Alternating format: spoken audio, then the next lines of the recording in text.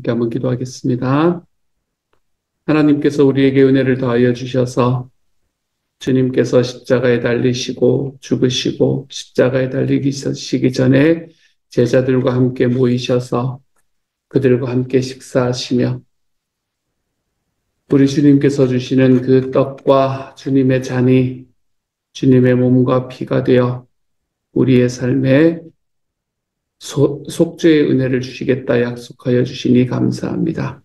사랑하는 주님, 고난주간을 걸어가는 중에 하나님께서 저희에게 힘을 더하여 주시고 주님이여 예수 그리스도를 다시 한번 기억하고 예수 그리스도를 다시 한번 깨닫고 살아가는 시간이 되도록 주님께서 도와주옵소서. 모든 말씀 예수님 이름으로 기도합니다. 아멘. 오늘의 하나님께서 우리에게 주시는 말씀 마가복음 14장 12절부터 26절까지의 말씀입니다. 마가복음 14장 12절부터 26절 우리 같이 읽도록 하겠습니다. 시작. 무교절의 첫날 곧 유월절 양 잡는 날에 제자들이 예수께 나아 여짜오되 우리가 어디로 가서 선생님께서 유월절 음식을 잡수시게 준비하기를 원하시나이까 하며 예수께서 제자 중에 둘을 보내시며 이르시되 성 내로 들어가라. 그리하면 물 한 동이를 가지고 가는 사람을 만나리니 그를 따라가서 어디든지 그가 들어가는 그 집 주인에게 이르되 선생님의 말씀이 내가 내 제자들과 함께 유월절 음식을 먹을 나의 객실이 어디 있느냐 하시더라 하라. 그리하면 자리를 펴고 준비한 큰 다락방을 보이리니 거기서 우리를 위하여 준비하라 하시니 제자들이 나가 성 내로 들어가고서 예수께서 하시던 말씀대로 만나 유월절 음식을 준비하니라. 저물매 그 12를 데리시고 가서 다 앉아 먹을 때에 예수께서 이르시되 내가 진실로 너희에게 이르노니 너희 중에 한 사람 곧 나와 함께 먹는 자가 나를 팔리라 하신대 그들이 근심하며 하나씩 하나씩 나는 아니지요 하고 말하기 시작하니 그들에게 이르시되 12 중에 하나 곧 나와 함께 그릇에 손을 넣는 자니라. 인자는 자기에 대하여 기록된 대로 가거니와 인자를 파는 그 사람에게는 화가 있으리로다. 그 사람은 차라리 나지 않았더라면 자기에게 좋을 뻔하였느니라 하시니라. 그들이 먹을 때에 예수께서 떡을 가지사 축복하시고 떼어 제자들에게 주시며 이르시되 받으라 이것은 내 몸이니라 하시고 또 잔을 가지사 감사기도 하시고 그들에게 주시니 다 이를 마시매 이르시되 이것은 많은 사람을 위하여 흘리는 나의 피 곧 언약의 피니라. 진실로 너희에게 이르노니 내가 포도나무에서 난 것을 하나님 나라에서 새 것으로 마시는 날까지 다시 마시지 아니하리라 하시니라. 이에 그들이 찬미하고 감람산으로 가니라. 아멘. 오늘 예수님께서는 제자들과 함께 마지막 만찬을 나누시기 위해서 다락방을 준비하시는 장면을 이야기를 합니다. 이 다락방을 준비하는 장면은 예전에 예수님께서 제자들에게 예루살렘으로 들어갈 때에 자기가 타고 들어갈 나귀를 준비하는 장면과 굉장히 흡사하다라는 것을 볼 수 있게 됩니다. 전체적인 이야기의 스토리가 굉장히 비슷하다는 걸 보게 됩니다.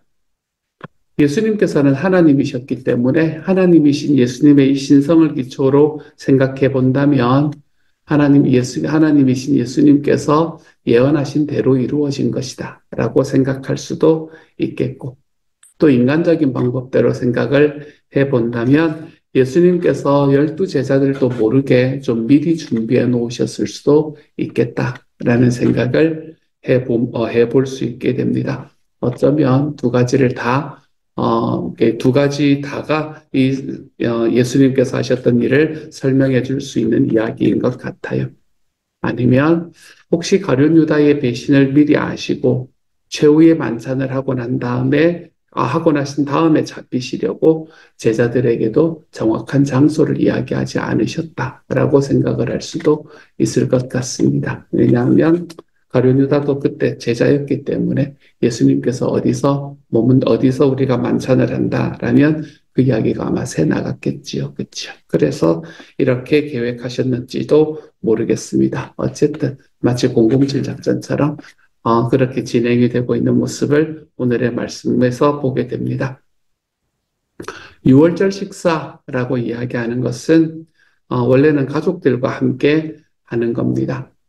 유월절 식사는 가족들이 함께 이제 모여서 식사를 하면서 유월절이 어떤 날인가라는 것을 가족 안에서 서로 나누는 날입니다.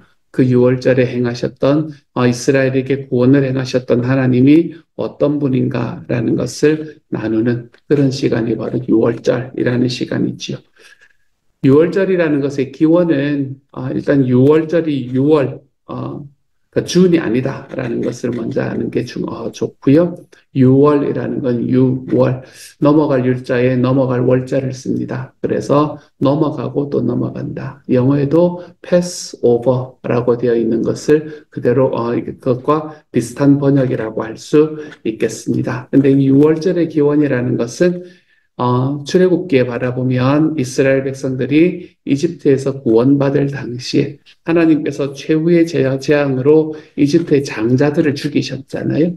이집트의 장자를 죽이셨는데 이스라엘 백성들 그리고 이스라엘 백성들에게 퍼지던 소문들을 믿었던 사람들은 양의 피를 문 지방에 바르고 그리고 가족들이 그 집 안에 머물러 있으면 하나님의 심판이 넘어간다. 그래서 이제 하나님의 심판이 넘어간 패스오버한 유월한 사건을 기념하기 위해서 지키는 것이 바로 유월절이라는 시간이었습니다.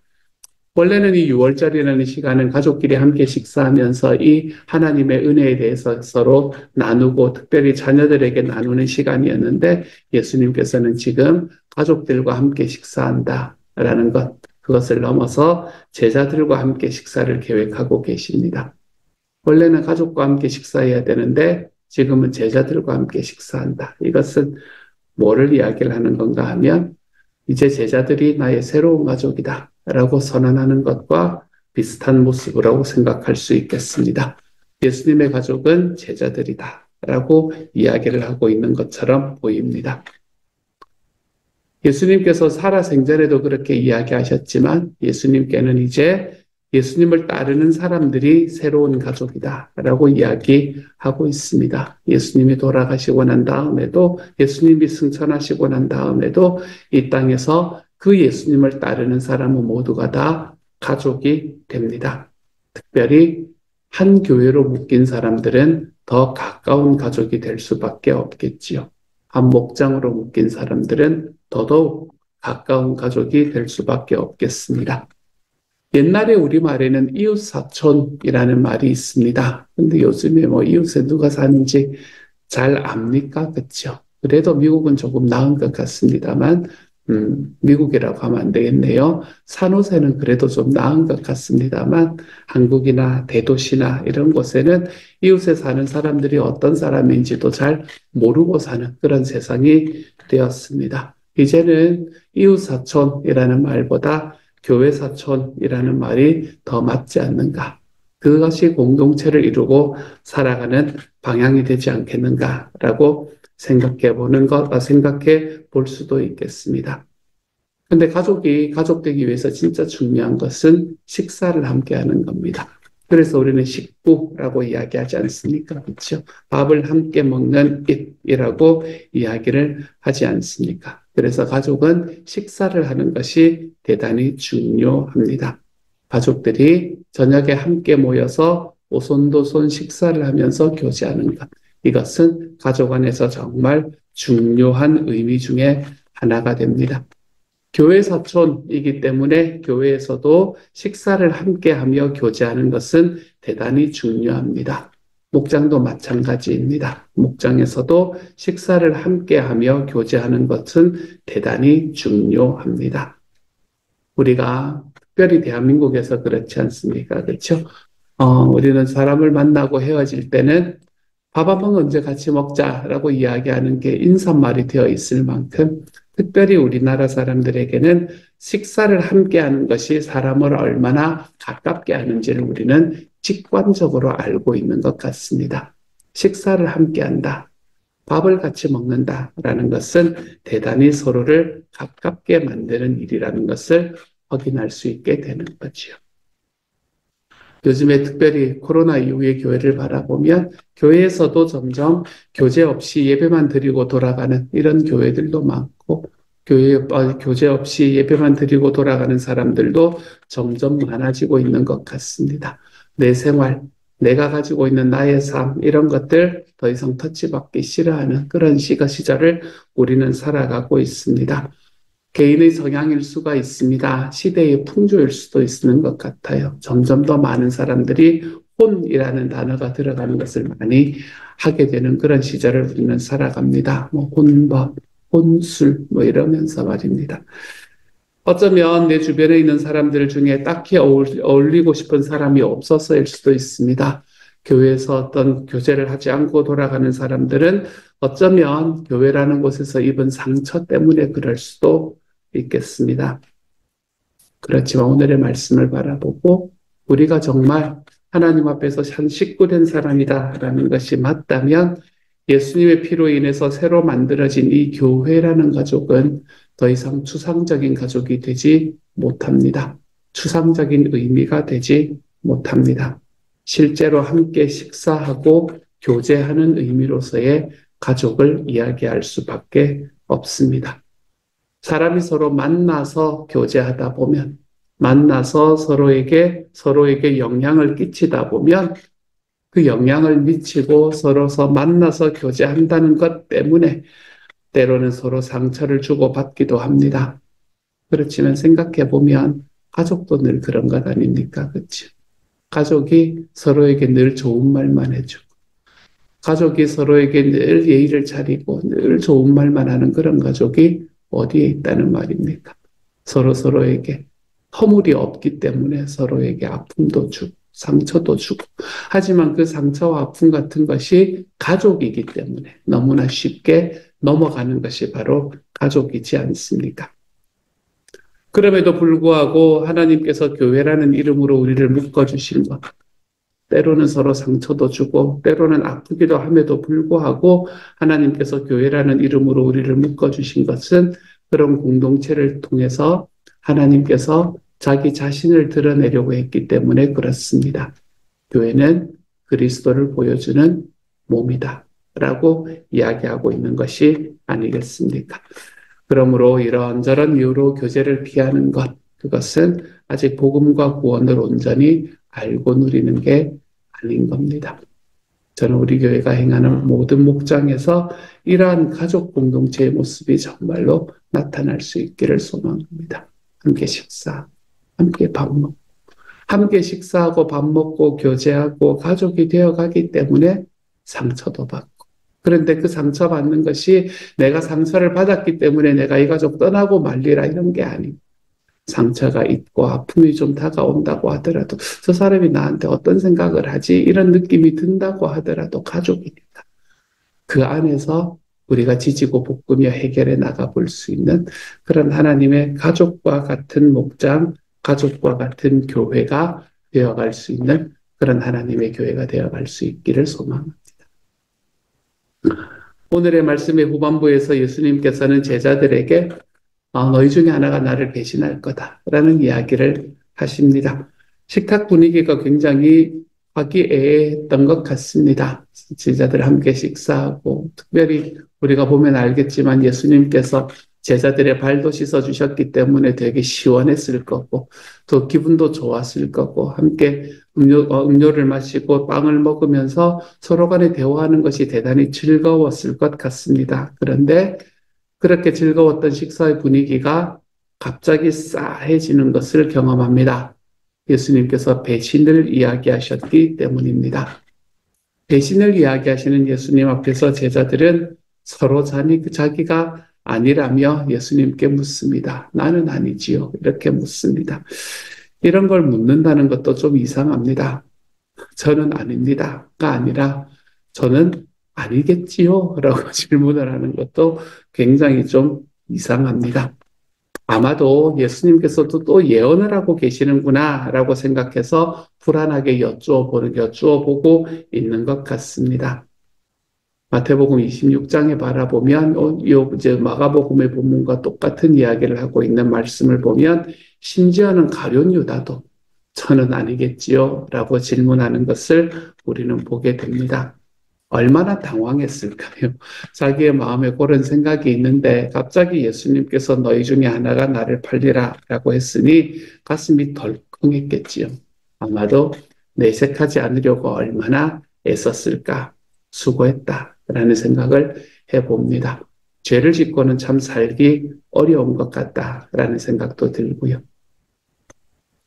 친구의 배신을 이야기하시는 예수님, 친구의 배신을 이야기를 하는 말씀 중에 시편의 말씀에 굉장히 유명한 말씀이 있습니다. 친구가 자기에게 등을 돌리는 상황. 시편 41편 9절의 말씀만 제가 읽을게요. 내가 신뢰하며 내 떡을 나눠 먹던 나의 가까운 친구도 나를 대적합니다. 그래서 그의 발꿈치를 들었습니다. 라고 이야기하는 이 말씀이요. 다윗이 쓴 시인데 아마 자기와 굉장히 가까운 친구의 배신을 경험했던 것 같습니다. 누군지는 모르겠지만 굉장히 가까운 친구의 배신을 경험했던 것 같습니다. 어쩌면 아마도 압살롬이 반란을 일으켰을 때 그에게 합류했던 많은 사람들을 보고 쓴 시가 아닐까라고 생각을 합니다. 지금까지 나를 따르고 내 친구인 것처럼 열심히 쫓아오다가 자기 아들인 압살롬이 반란을 일으키니까 하루아침에 자기에게 등을 돌리고 그 사람에게로 붙는 그런 사람들에 대한을 바라보고 쓴 시가 아닐까라고 생각을 해보기도 합니다. 근데 이렇게 제자들에게 배신을 이야기하시는 예수님의 모습, 예수님의 마음은 도대체 어땠을까요? 3년 동안 동고동락하고 정말 열심히도 가르치셨던 제자의 배신을 알고 예고하시는 주님. 그 주님의 모습을 생각하면 얼마나 마음이 아프셨을까라는 생각을 하지 않을 수가 없습니다. 그러고 보면 예수님은 참 많이 외로우셨을 것 같습니다. 이때 당시에 유대의 기득권층은 예수님을 무조건 적대하고 있었습니다.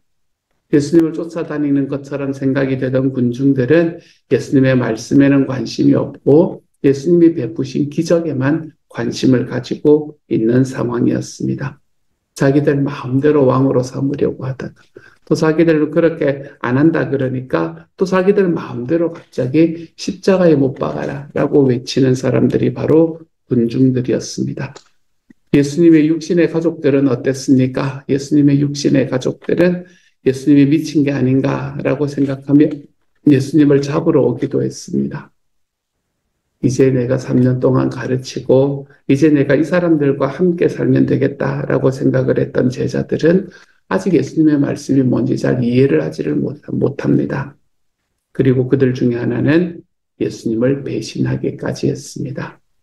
이제 제자들은 예수님께서 십자가에 잡히시는 날 모두가 다 도망가 버리는 그 길을 선택할 겁니다. 십자가의 길이라는 것은 이처럼 외로운 길이었던 것 같아요. 이런 외로운 길을 걷는 예수님, 그 예수님을 지금 지탱해 주고 있는 것은 아마도 하나님 아버지와의 교제, 그리고 자기를 거역하고 있음에도 그 사람들을 향한 예수님의 사랑, 그리고 내가 그들을 구원해야겠다라는 우리 주님의 사명감이 예수님을 지금 붙잡고 있지 않았나라고 생각해 볼 수 있겠습니다. 그때만 그런 게 아닌 것 같아요. 지금도 십자가를 따르려는 사람들의 길은 외로울 때가 많습니다.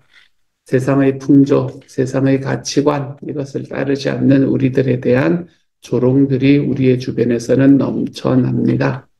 교회 잘못이 터질 때마다, 인터넷에서, 뉴스에서 그런 이야기가 나올 때마다 나에게 달려들어서 내뱉는 비난과 욕설. 그 사람들이 잘못한 건데 왜 내가 이야기를 들어야 되지? 라는 생각이 드는 때도 있습니다. 주님을 믿지 않는 사랑하는 가족들의 오해, 그리고 친구들의 오해 같은 것들도 있습니다. 그런 것들을 겪을 때마다 우리는 외롭고 의기소침하게 되는 때가 있습니다. 그럴 때 우리를 지탱해 주는 것도 세 가지입니다. 우리 하나님 아버지와의 깊은 교제, 그리고 나에게 지금 다가오는 사람들에 대한 사랑, 그리고 내가 그들을 구원하겠다라는 사명감. 이 세 가지가 이 세상을 외롭게 살아가는 우리 주님을 믿기 때문에 어쩌면 외롭게 살아갈 수밖에 없는 저와 여러분을 지탱해주는 힘이 될 수 있게 됩니다.